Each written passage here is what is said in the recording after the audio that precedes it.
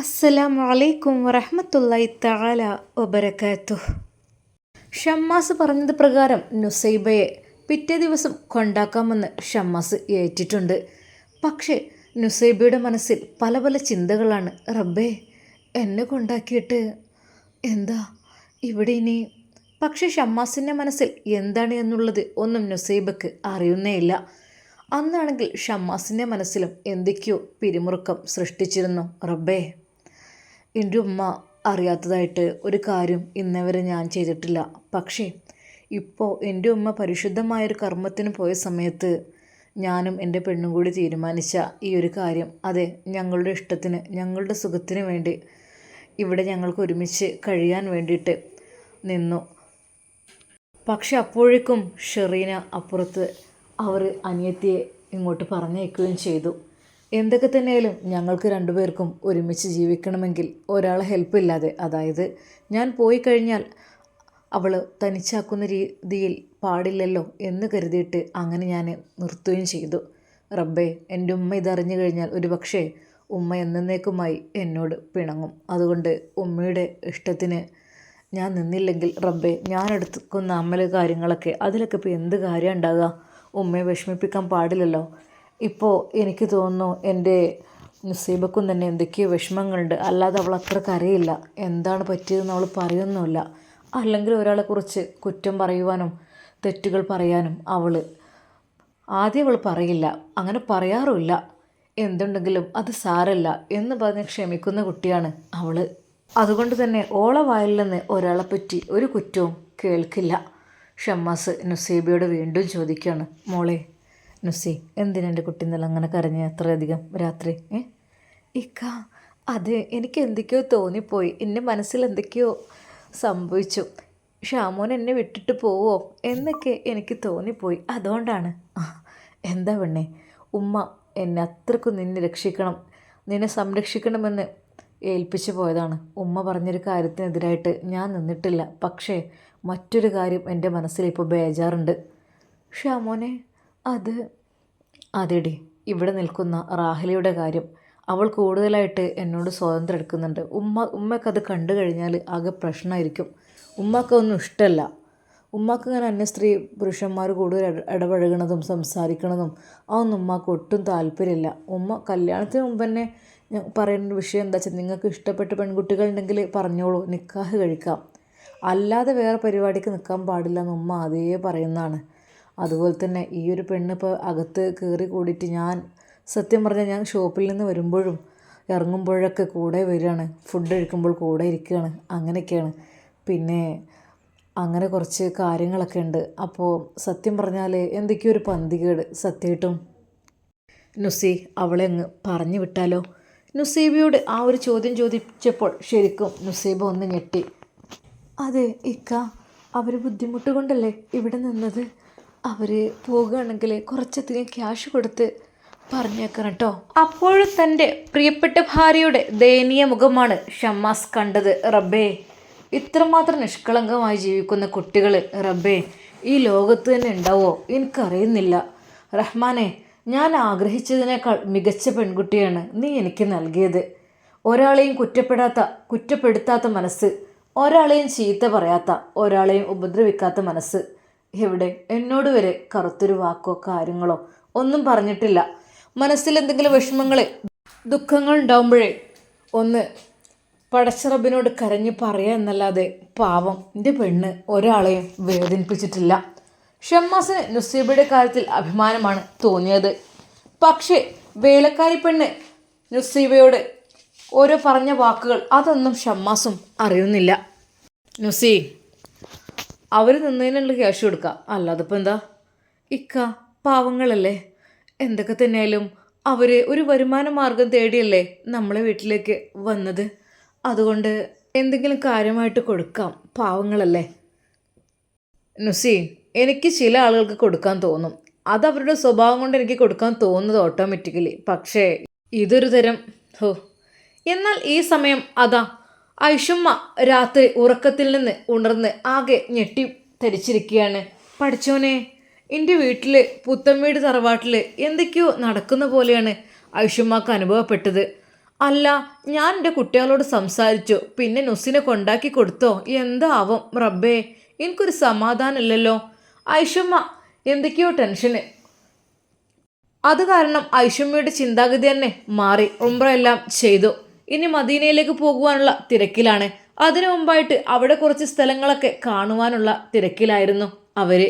അപ്പോഴാണ് ഫൈസലിനെ തോന്നിയത്, ഉമ്മ എന്തു പറ്റി, നിങ്ങളെന്തോ നിങ്ങൾക്കൊരു വിഷമം പോലെ. മോനെ ഓരോന്ന് സ്വപ്നം കാണാടാ. ഉമ്മ ഇവിടെ വെച്ചോ? അല്ലേ, വീട്ടിലത്തെ കാര്യത്തെക്കുറിച്ച് എന്തൊക്കെയോ കണ്ടു. ഷാമോനോ നുസി കരയുന്ന പോലെ എന്തൊക്കെയോ തോന്നി. മോനെ എനിക്ക് എന്തൊക്കെയോ മനസ്സിക്ക് തോന്നുന്നു. ഞാനൊന്ന് ഒന്ന് വിളിച്ചാ മന കുട്ടി, ഒന്ന് വിളിച്ചാണേ ഷാമോൻക്ക്. അപ്പോൾ തന്നെ ഉമ്മ അതാ വിളിപ്പിക്കുന്നു. ഉമ്മ അവന് ഷോപ്പിലെങ്ങാനും പോയിട്ടുണ്ടാവുമായിരിക്കും ഇപ്പോൾ. മോനെ അത് സാരിലൊന്ന് വിളിച്ചു നോക്ക്, ഇനിയിപ്പോൾ എന്തെങ്കിലും. ഉമ്മ അത്യാവശ്യമായിട്ടാണോ? ആ മോനെ, ഓനോട് പറഞ്ഞാൽ ഉംറയൊക്കെ കഴിഞ്ഞ് നമ്മൾ പോവാൻ നിൽക്കുകയാണ്. ഇനിയിപ്പോൾ മദീനത്തേക്ക് 2 ദിവസത്തിനുള്ളിൽ പോകും. അതിന് മുമ്പ് ഇവിടെ കുറച്ച് സ്ഥലങ്ങളെ കാണാണ്ട് എന്നൊക്കെ ഒന്ന് പറഞ്ഞാൽ ഇമ്മാൻ്റെ കുട്ടി. ഫൈസൽ അത് ഷമ്മാസിനോട് വിളിച്ച് പറയാൻ വേണ്ടി നിൽക്കുകയാണ്. ഷമ്മാസിൻ്റെ ഫോൺ ബെല്ലടിക്കുന്നു. അല്ല, ഇതാരാ? ഫൈസ് ഇക്കാണല്ലോ. ഹലോ ഇക്ക. ആ എന്താ ഉമ്മേ, എന്താ ഉമ്മക്ക് സമാധാനമില്ലാത്ത? ആ ഓക്കെ ഓക്കെ, ഉംറ കഴിഞ്ഞല്ലേ? മാഷാ അല്ലാ, അൽഹംദുലില്ലാ. ഓക്കെ, ആ കൊടുക്കാം. ഹലോ മോനെ, ഷാമോനെ. ആ ഉമ്മ എന്തൊക്കെയുടെ സുഖല്ലേ? അല്ല പിന്നെ നുസിയും പിന്നെ വീട്ടിൽ ഉണ്ടാക്കി കൊടുത്തോ? എനിക്ക് സത്യം പറഞ്ഞ സമാധാനമില്ലായിരുന്നു. പിന്നെ എന്തായിരുന്നു? അല്ലും ഉംറ കഴിഞ്ഞില്ല? ആ മോനെ അതൊക്കെ ഇന്നലത്തോട് കൂടി കഴിഞ്ഞു. പിന്നെ ഞാൻ എനിക്ക് വിളിച്ചപ്പോഴൊക്കെ റാഹത്തായി എല്ലാം കഴിഞ്ഞ് നിൽക്കുകയായിരുന്നു. ഇനി മദീനത്തേക്ക് പോകണം. അതിനു മുമ്പായിട്ട് കുറച്ച് കാര്യങ്ങൾ, ഇവിടെ കുറച്ച് സാധനങ്ങളൊക്കെ വാങ്ങും വേണോ, ഒന്ന് കാണാത്ത സ്ഥലങ്ങളൊക്കെ ഒന്നേ കണ്ടിട്ട് ഇൻഷാ അല്ലാ പോകണം 2 ദിവസം കഴിഞ്ഞിട്ട്. അല്ല മോനെ, നുസി പിന്നെ എന്തേ ആയത്? പിന്നെ ഞാൻ ചോദിച്ചിട്ടില്ല ഇതിനെപ്പറ്റി. പിന്നെ ഈ ഉണ്ടല്ലോ എന്നുള്ളൊരു ആശ്വാസമാണ്, ഒറ്റക്കിട്ട് പോവരുതേ. ഉമ്മ ഇല്ല. പിന്നെ ഉമ്മ അല്ല മോനെ, ഞാനിവിടെ ചോദിക്കണം വിചാരിച്ചിരുന്നു. അന്ന് എപ്പോഴാണ് ഇവിടെ കൊണ്ടാക്കിയത്? എപ്പോഴാണ് തിരിച്ചു വന്നത്? ഒന്നും പറഞ്ഞില്ലല്ലോ. ഉമ്മ ഞങ്ങളോട് ഒരു കാര്യം മറച്ചു വെച്ചിക്കണ്. എന്ത് കാര്യം? ഷമ്മാസിന് ഇരിക്കപ്പുറത്തി ഇല്ലായിരുന്നു. ഉമ്മ അറിയാത്ത ഒരു കാര്യം റബ്ബേ വീട്ടിൽ നടക്കുക എന്ന് വെച്ചാൽ അതും പ്രത്യേകിച്ച് ഇങ്ങനെ ഒരു കാര്യം. സത്യം പറഞ്ഞ ഷമ്മാസിന് വല്ലാത്ത പൊറുതികളുണ്ടായിരുന്നു ഉമ്മ അറിയാത്ത കാര്യം ചെയ്തിട്ട്. മോനെ പറയടാ, എന്തേ? ഉമ്മ നുസിക്കും ഇവിടെ നിൽക്കാനാണ് താല്പര്യം. എനിക്കാണെങ്കിൽ അവളില്ലാതെ ബുദ്ധിമുട്ടും. അപ്പം ഞാനോട് പറഞ്ഞില്ലേ നിൽക്കണതിന് കുഴപ്പമില്ല. എന്നോട് ഞാൻ പറഞ്ഞതാണ് ഷമ്മാസേ ഈ കാര്യം. നിൽക്കുന്നതിലൊരു കുഴപ്പമില്ല. ഈ എവിടെ വേണം എന്നുള്ളത് ഓളെ ഇട്ടിട്ട് അങ്ങനെ ഒറ്റയ്ക്ക് പോകാൻ സമ്മതിക്കില്ല ഞാൻ. അതുകൊണ്ടാണ് പറഞ്ഞത് ഓളെ വീട്ടിൽ പോയി നോട്ടെ, അല്ലെങ്കിൽ ഓല് ഇവിടെ വന്ന് നിന്നോട്ടെ. എന്നോട് ഞാൻ പറഞ്ഞേക്കണ്. ഉമ്മ എന്തടാ പറ, ഇങ്ങോട്ട് തൊള്ള തുറന്ന് എന്താ ഒക്കെ പറ്റിയത്? ഈ പറ കുട്ടിയെ. സത്യം പറഞ്ഞാൽ ആയിഷത്ത് ആകെ ടെൻഷനായിപ്പോയി. പറയൻ്റെ ഷാമോനെ എന്താണ്? ഉമ്മ ഏതായാലും ഞങ്ങളുടെ ഇഷ്ടത്തിനനുസരിച്ച് നിന്നപ്പോൾ അവിടെ തൊട്ടടുത്തുള്ള ഷെറീന താത്ത പറഞ്ഞു, എൻ്റെ വീട്ടിൽ അനിയത്തിയുണ്ട്, അവൾ ജോലിയൊന്നും ഇല്ലാതെ അങ്ങനെ കഷ്ടപ്പെട്ട് ജീവിക്കുകയാണ്. നിങ്ങളെ വീട്ടിൽ വേണേൽ അവർ നിന്നോട്ടെ ജോലിക്കൊക്കെ വേണ്ടിയിട്ട്. എന്തെങ്കിലുമൊക്കെ കൊടുത്താൽ മതി, നിങ്ങൾക്ക് ഒരുമിച്ച് ജീവിക്കുകയും ചെയ്യാമല്ലോ. എന്നിട്ട് എന്താ അവളോട് വരാൻ പറയാനോ? എൻ്റെ പൊന്നാര ഷമ്മാസേ, ഈ വേണ്ടാത്ത പണിക്ക് നിൽക്കല്ലേ. ഓല് ഏതാ ആൾക്കാരെനിക്കറിയില്ല. ആ ഫസീലാനെ കൂട്ടുപിടിച്ച് നടക്കണമാണ് ഓള്, ആ ഷെറീന. പൊന്നാര ചക്ക, ആ ഒരു വാക്കൊന്നും കേൾക്കല്ലേ കേട്ടോ. നിങ്ങൾ ഒരുമിച്ച് ഇപ്പം നിന്നില്ലെങ്കിലും വേണ്ടിയില്ല, കുഴപ്പമില്ല. നിങ്ങൾ പ്രശ്നം ഉണ്ടാക്കില്ലേ ഓരോന്ന്. അല്ല എന്നിട്ട് വേണം ആ പെണ്ണിനെ ഇടങ്ങാറാക്കാൻ. ഷാമോനെ അതിന് നിൽക്കല്ലേ കേട്ടോ. സത്യം പറഞ്ഞാൽ ഉമ്മ പറഞ്ഞ ആ ഒരു വാക്ക് റബ്ബേ ഇങ്ങനെ ഒന്ന് സൂചിപ്പിച്ചപ്പോഴേക്കും ഉമ്മ അതിന് സമ്മതിച്ചില്ല. ഇനിയിപ്പോൾ എന്താ റബ്ബേ ഞാൻ ചെയ്യാം, എനിക്കറിയുന്നില്ല. ഷാമോനെ ആ ചിന്താഗതിക്കൊന്ന് നിൽക്കണ്ടേ. ഓൾ അവിടെ നിൽക്കട്ടെ, കുറച്ച് ദിവസം കൂടെ അല്ലേ അവിടെ ഈ ഇവിടെ നിൽക്ക്. അല്ലെങ്കിൽ റജിനത്താൻ്റെ വീട്ടിലേക്ക് പോയാലും വേണ്ടിയില്ല. അങ്ങനെ എന്തെങ്കിലും ചെയ്യുമോ, അല്ലെങ്കിൽ ഓലോട് എല്ലാവരോടും ഇങ്ങോട്ട് വരാൻ പറയും. ഇങ്ങോട്ട് കയറ്റില്ല കേട്ടോ പൊന്നാര പടപ്പേ, വെറുതെ പ്രശ്നം ഉണ്ടാക്കല്ലേ. അല്ലെങ്കിൽ തന്നെ മറ്റോളെ പ്രശ്നത്തിൽ തല പുകഞ്ഞ് നിൽക്കുകയാണ്. ഏത് നിമിഷവും ഒന്നിനും മടിക്കൂല എന്നുള്ള രീതിയിൽ.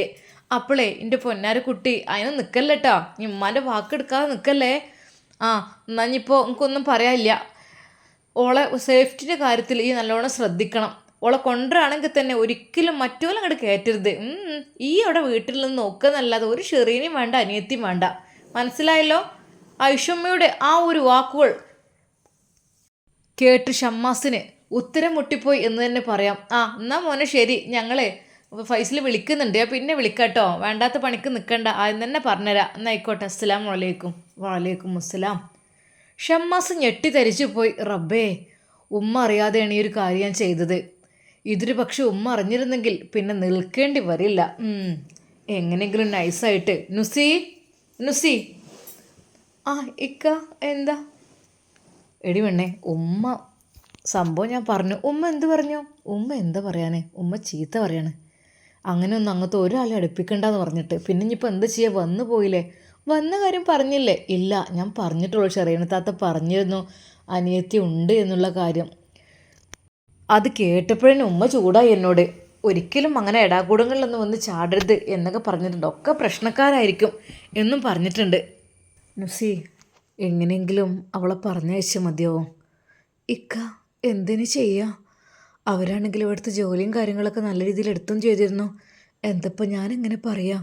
നുസി നീ പറ, ഞാൻ എൻ്റെ വീട്ടിൽ പോവാണ്, ഇനി നിങ്ങൾ ഇവിടെ ആവശ്യമില്ലാന്ന് നീ പറഞ്ഞോളൂ.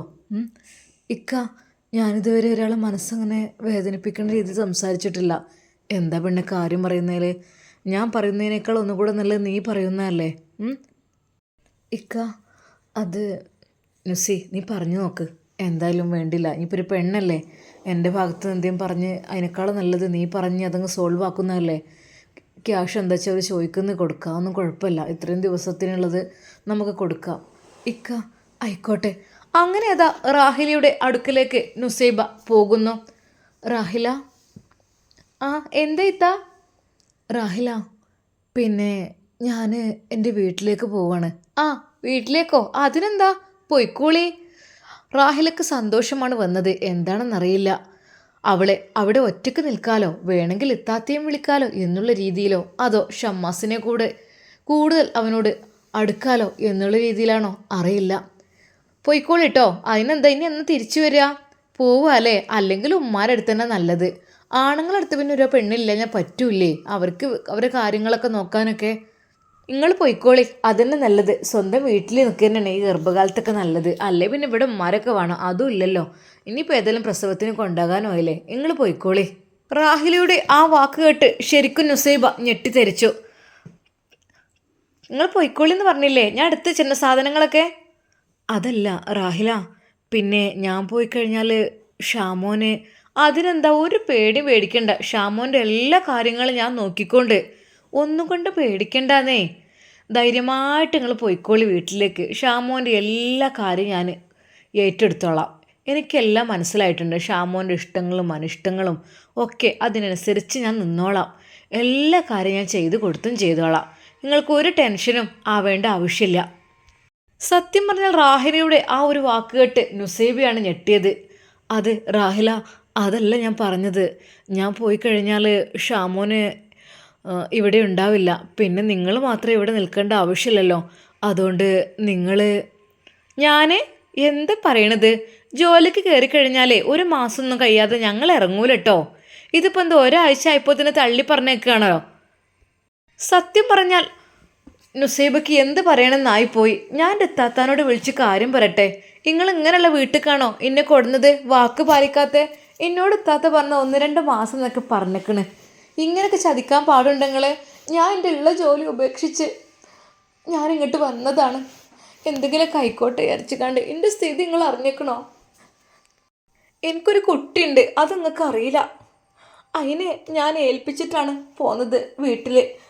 എൻ്റെ കുട്ടിൻ്റെ കാര്യം എൻ്റെ ചിലവിനും ആരും നോക്കാത്തതുകൊണ്ട് ഞാൻ ഓരോ പണിക്ക് ഇറങ്ങുകയാണ്. ഇതിപ്പോൾ വല്ലാത്ത ചതിയായിപ്പോയി നിങ്ങൾ ചെയ്തത്.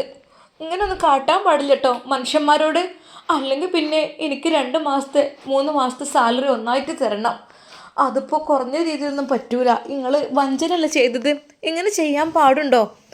റാഹില അല്പം കരയുന്ന രീതിയിലാണ് അത് പറഞ്ഞത്. എന്നാൽ അത് കേട്ടപ്പോൾ നുസൈബയുടെ മനസ്സ് വല്ലാതെ അങ്ങ് വിഷമിച്ചു. അതെ, റാഹില കരയൊന്നും വേണ്ട. നിങ്ങൾക്കുള്ള എന്താ വെച്ചാൽ അതൊന്നും പറഞ്ഞിട്ട് കാര്യമില്ല. ഞാനിപ്പോൾ എവിടെ പോവാനാ? എന്നെ വീട്ടിൽ അവിടെ നിൽക്കാനൊന്നും സമ്മതിക്കൂല. ഞാൻ തെരുവിലിറങ്ങി നടക്കുക. എനിക്കറിയില്ല, ഇവിടെ എത്തിയപ്പോൾ ഒരു സമാധാനം ഉണ്ടായിരുന്നു. റൂമും ബെഡും കട്ടിലും സൗകര്യമൊക്കെ കിട്ടിയപ്പോൾ ഇവിടുത്തെ ജോലി എടുത്താലും ഞാൻ ഇവിടെ തന്നെ നിന്നോളാം. എന്നെ പറഞ്ഞേക്കരുത് പ്ലീസ്. റാഹില കരഞ്ഞുകൊണ്ടാണ് കാര്യം പറഞ്ഞത്. എന്നാൽ നുസൈബക്ക് അത് വല്ലാത്തൊരു വിഷമമായി.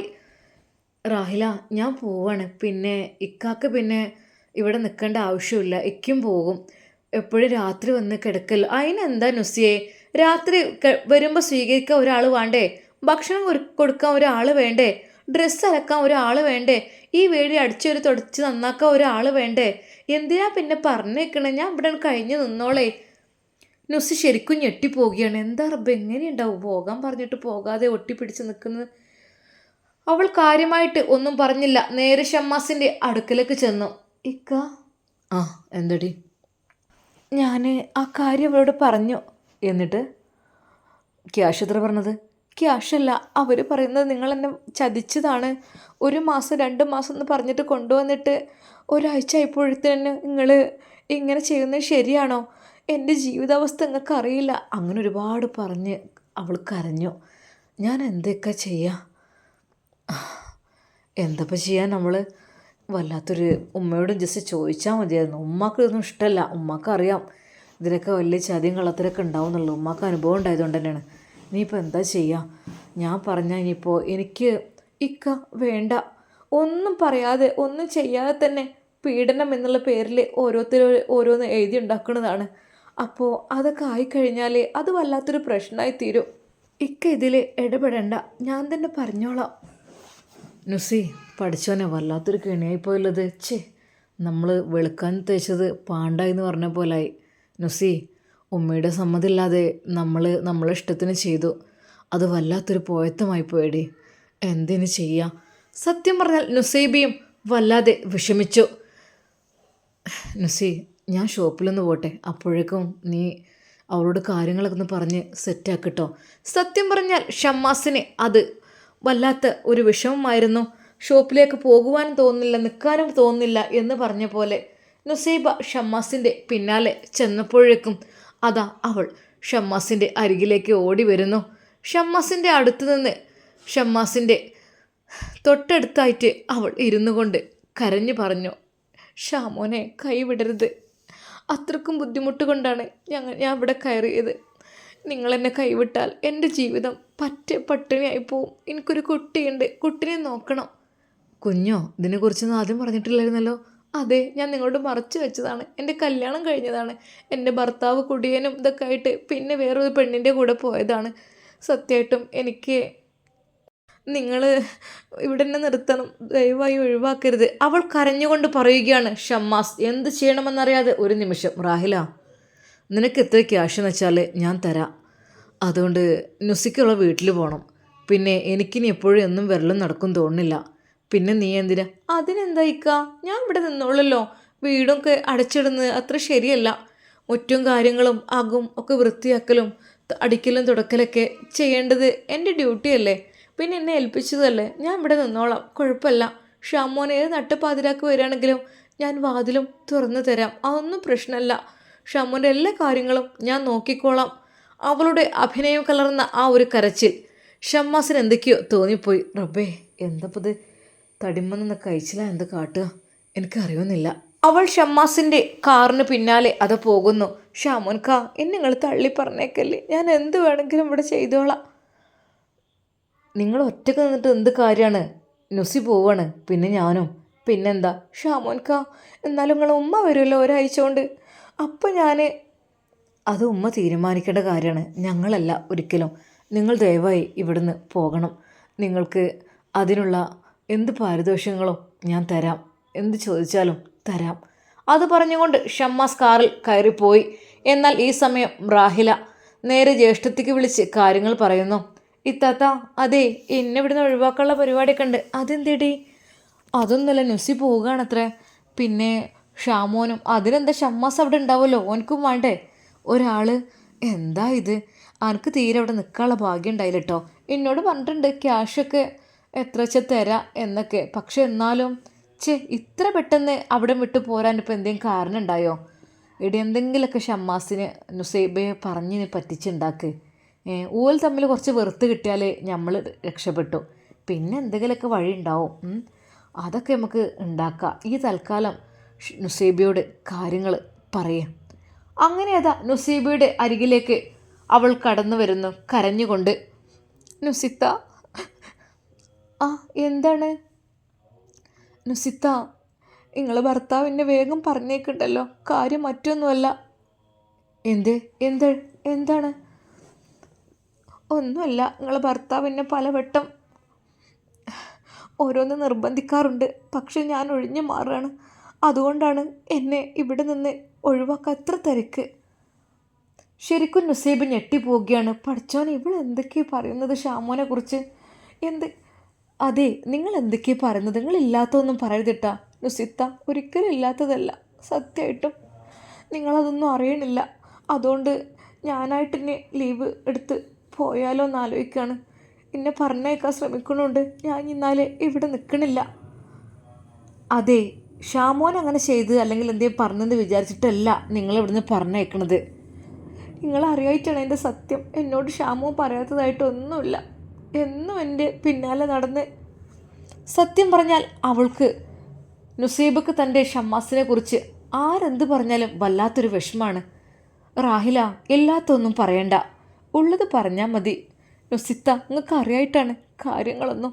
സത്യമായിട്ടും അവൾ കരഞ്ഞുകൊണ്ട് പറയുകയാണ്. അവളിൽ ഒരുപാട് ഷമ്മാസിനെ കുറിച്ചുള്ള സംശയങ്ങൾ ഉണ്ടാക്കുക എന്ന ലക്ഷ്യം മാത്രമായിരുന്നു അവൾക്കുള്ളത്. പക്ഷേ നുസൈബയുടെ അടി പതറിയില്ല. ഇന്നലെ തന്നെ ഒരുപാട് കരഞ്ഞതാണ്.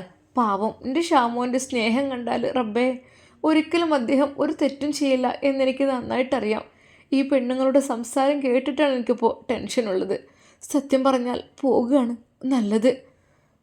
അതെ, നിങ്ങളൊക്കെ എന്നെ പറഞ്ഞേക്കണമെങ്കിൽ ഞാൻ എന്നാൽ പോവുക. അല്ലാപ്പം എന്താ ഞാൻ കാട്ടണ്?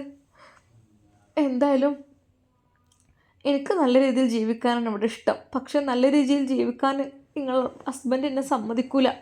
വീണ്ടും നുസൈബയെ ഞെട്ടിപ്പിക്കുന്ന രീതിയിലുള്ള വാക്കുകളാണ് അവൾ ഉപയോഗിക്കുന്നത്. സത്യം പറഞ്ഞാൽ നുസൈബക്ക് ദേഷ്യവും സങ്കടവും ഒരുമിച്ചാണ് വരുന്നത്. അവൾ ആരോട് ഇതുവരെ ദേഷ്യപ്പെട്ടിട്ടില്ല. പക്ഷെ തൻ്റെ ഭർത്താവിനെ കുറിച്ച് വീണ്ടും വീണ്ടും വേണ്ടാത്ത സംസാരങ്ങൾ സംസാരിക്കുമ്പോൾ അവളുടെ നെഞ്ച് വല്ലാതെ പൊള്ളുന്നുണ്ട്. റാഹില, എന്തിത്താ? റാഹില, നിങ്ങൾ പോകണമെങ്കിൽ പോയിക്കോളി. പക്ഷേ എൻ്റെ ഭർത്താവിനെ കുറിച്ച് നിങ്ങൾ അനാവശ്യം പറയുന്നത് അതൊട്ടും ശരിയല്ല.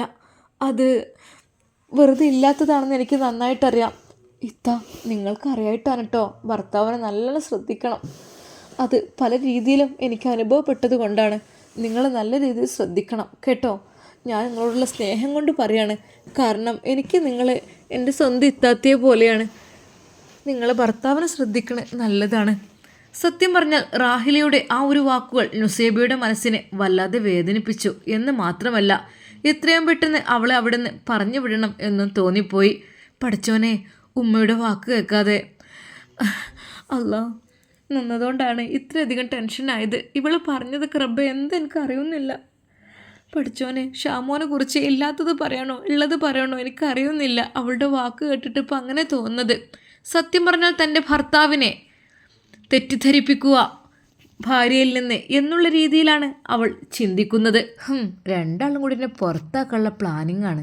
എന്തപ്പോൾ ഇത് പെട്ടെന്ന് ഇങ്ങനെ തോന്നല്? തള്ള അറിഞ്ഞിട്ട് വിളിച്ചിട്ട് എന്താ ആവും അറിയില്ല. എന്തായാലും ഇത്താത്തയോട് കാര്യങ്ങളൊന്ന് പറയാം. അവൾ റൂമിൽ കയറി കതകടച്ചു. ഹലോ ഇത്താത്ത. പറയടി. പിന്നെ ഓലിന് രണ്ടാളും പറഞ്ഞേക്കാനുള്ള തയ്യാറെടുപ്പ് തന്നെ കേട്ടോ. അതിപ്പോൾ എന്താ പെട്ടെന്ന്? ആ തള്ളൻ്റെ പണിയേക്കാരം, അത് ഉറപ്പാണ്. തള്ള അറിഞ്ഞിട്ടുണ്ടാവും. തള്ള അറിഞ്ഞേക്കണി വെച്ചേക്കൂല. ഇന്ന തള്ളക്ക് കണ്ടുകൂടാ. ഞാൻ അങ്ങോട്ട് ചെല്ലുമ്പോൾ തന്നെ എന്നോട് വലിയൊന്നുമില്ല. പറ്റൂലേനോ. കാരണം എന്താ, ഫസീലാൻ്റെ ഫ്രണ്ട് എന്നൊക്കെ പറഞ്ഞ് നടന്നിട്ടേ അത് അറിഞ്ഞിട്ടുണ്ടാവും. അല്ലാതെ ഷമ്മാസും നുസൈബി അങ്ങനെ ആൾക്കാരെ കടുപ്പം കാട്ടുന്ന ആൾക്കാരൊന്നല്ല. തള്ളൻ്റെ പണി തന്നെയാണ്. എന്താന്നില്ലേ എടി, പോരാണെങ്കിൽ പോര്. പക്ഷേ എന്തെങ്കിലും കൈക്കിലാക്കാതെ ഇജവിടുന്ന് പോരരുത് കേട്ടോ. തള്ളൻ്റെ റൂമൊക്കെ ഒന്ന് ചെന്ന് നോക്കേണ്ടി. അവിടെ ഇല്ലാത്തൊന്നുമില്ല. കുറേ കാലം മുമ്പുള്ള പണ്ടും പണവും കട്ടിയും കാനുള്ള സൈസൊക്കെ ഉണ്ടാവും. മുതലൊക്കെ വിറ്റിത് ഇങ്ങനെ ഉരുട്ടി കൂട്ടി വെച്ചേക്കല്ലേ. അത്ര ഉണ്ടാവും സമ്പത്ത്. കയറി കൂടിക്കുക എങ്ങനെങ്കിലും, മറ്റുള്ള കുളിക്കാനോ എന്തെങ്കിലും കയറുമ്പോഴൊക്കെ എന്തെങ്കിലുമൊക്കെ കയ്യിൽ കിട്ടിയാൽ ആയി. അപ്പോൾ ആരും അറിയില്ല, അത്ര പോരുണ്ട് അതിൻ്റെ ഉള്ളിൽ. അവൾ കരുതുന്നു ഏതായാലും ഇവിടുന്ന് ഇറങ്ങുകയാണെങ്കിൽ ഇവിടുന്ന് എന്തെങ്കിലുമൊക്കെ തരപ്പെടുത്താതെ പോകുന്നത് ശരിയല്ലല്ലോ. ഷാമോന് ഇനിയിപ്പോൾ എത്രയൊക്കെ തന്നെ പൈസ തന്നാലും. നുസിയെ, സങ്കടത്തോടെ അവൾ അങ്ങോട്ട് വരുന്നു. നുസിയെ, 2 ദിവസം കൂടിയും എനിക്കൊരു ഒഴിവ് തരണങ്ങൾ. അത് കഴിഞ്ഞിട്ട് ഞാൻ പോയിക്കോളാം. എനിക്ക് എവിടെയെങ്കിലും ഒരു ഓലക്കീറ് ചാരി കുത്തിവെച്ച് അവിടെ ജീവിക്കാൻ എൻ്റെ ആങ്ങളാരടുത്തിന് നിർത്തായിട്ടാണ്. ഉമ്മാനെ തന്നെ എങ്ങനെയൊക്കെയോ നിർത്തുകയാണ്. ഉമ്മ പണിക്ക് പോയി ഉണ്ടാക്കി, അതുകൊണ്ട് ഇതൊന്നും ആവണില്ല. അതുകൊണ്ട് ദയവായി 2 ദിവസം കൂടി ഒരു ഒഴിവ് തരണം. പഠിച്ചോനെ, ഉമ്മ അറിഞ്ഞിട്ടുണ്ടെങ്കിൽ ഉമ്മ അറിയാതെ ഞങ്ങൾ കാര്യങ്ങൾ ചെയ്തു, ഞങ്ങൾ പെട്ടുപോയി എന്ന് തന്നെ പറയാം. അന്ന് നുസൈബ കുളിക്കുവാൻ കയറുവാൻ നേരത്ത്, ഞാൻ മുടിയിൽ എണ്ണ തേച്ച് തരണോ? സ്നേഹത്തോടെ റാഹില പറയുന്നു. വേണ്ട, ഞാൻ തേച്ചോളാം. അല്ല, നിങ്ങളെ മുടി കുറേ ഉണ്ടല്ലേ, നല്ല ഭംഗിയുണ്ടല്ലേ വാരാനൊക്കെ. നല്ല എണ്ണയൊക്കെ തേച്ച് ഒന്നും കൂടി കൈ കൊണ്ട് മസാജ് ചെയ്താൽ നല്ല രീതിയിൽ അത് ഭംഗിയായിരിക്കും.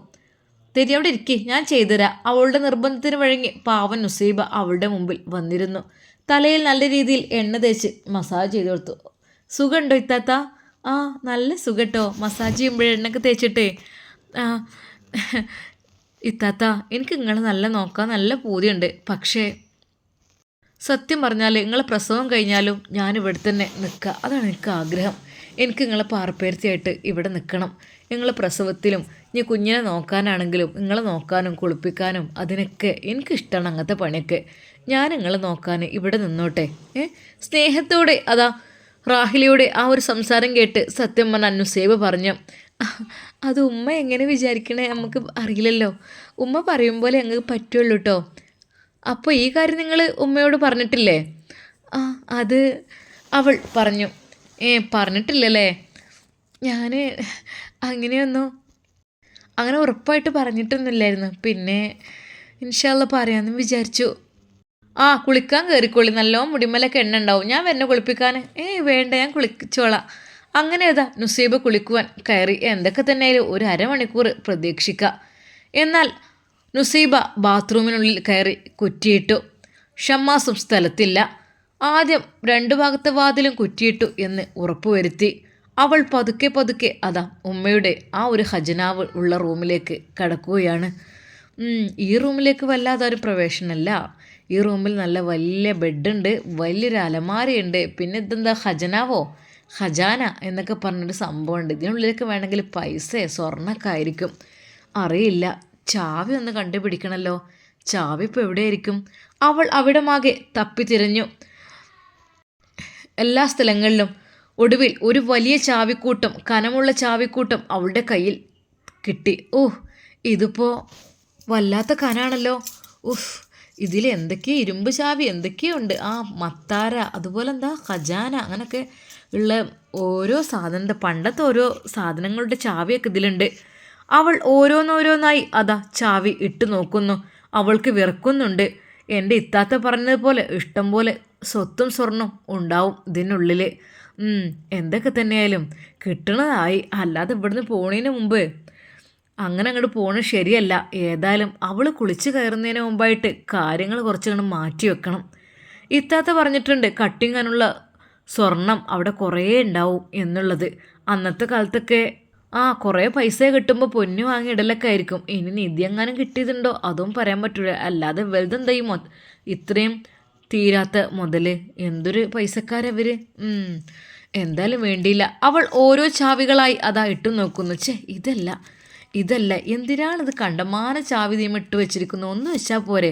അവളുടെ മനസ്സിൽ വിചാരിക്കുന്നു.